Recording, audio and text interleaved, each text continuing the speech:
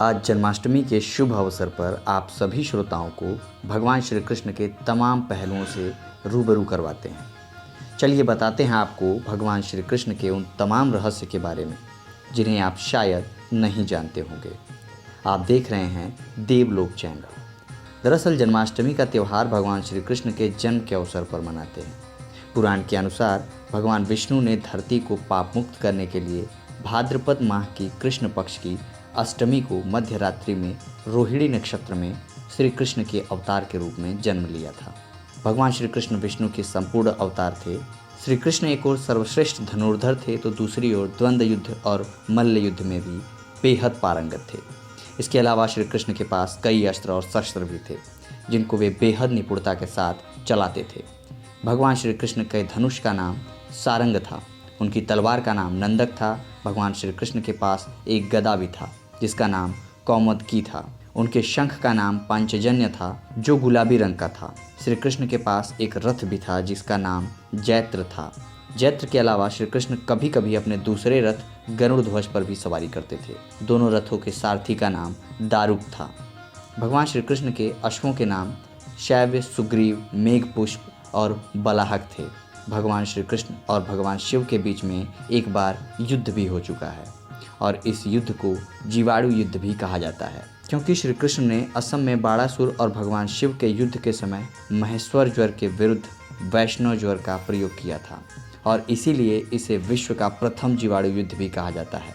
श्री कृष्ण के चक्र का नाम सुदर्शन था जिसे परशुराम जी ने दिया था। सुदर्शन चक्र के अलावा भगवान श्री कृष्ण पशुपास्त्र भी रखते थे जो केवल शिव, भीष्म और अर्जुन के पास ही था। जनश्रुतियों की माने तो भगवान श्री कृष्ण ने ही मार्शल आर्ट का विकास किया था। इस मार्शल आर्ट के अभ्यास को वे ब्रज के जंगलों में किया करते थे। डांडिया रास या डांडिया गरबा इस मार्शल आर्ट का ही एक रूप है। पुराणों में भगवान श्री कृष्ण के देह या शरीर के बारे में लिखा गया है कि उनका शरीर बेहद कोमल और लेकिन जब भी वह युद्ध भूमि में होते थे तो उनकी देह विस्तृत हो जाती थी और बेहद कठोर हो जाती थी।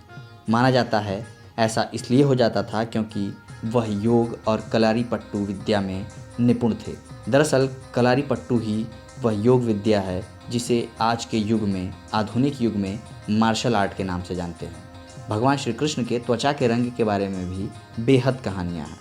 भगवान श्री कृष्ण का रंग न तो नीला था और न ही श्याम था, बल्कि वह रंग मेघ श्यामल था, यानी कि काले और नीले आसमान के रंग से मिश्रित रंग।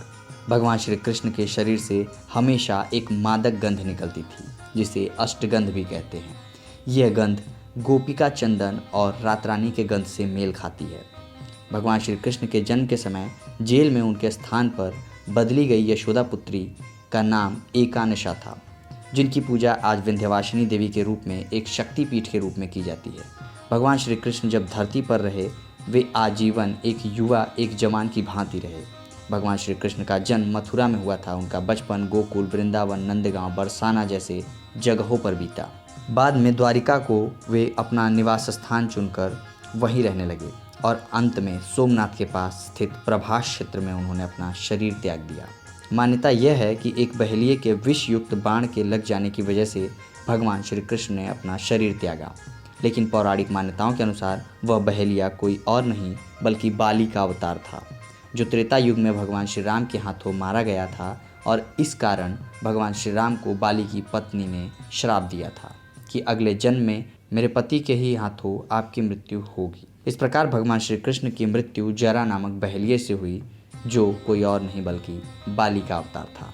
कृष्ण के बारे में फ़िलहाल इस वीडियो में इतना ही। आप देख रहे हैं देवलोक चैनल। देवलोक चैनल को सब्सक्राइब कर लें ताकि आपको ज़्यादा से ज़्यादा तमाम ऐसे पौराणिक और रहस्यमयी कथाएँ आसानी से मिल सकें और देखते रहें देवलोक चैनल। धन्यवाद।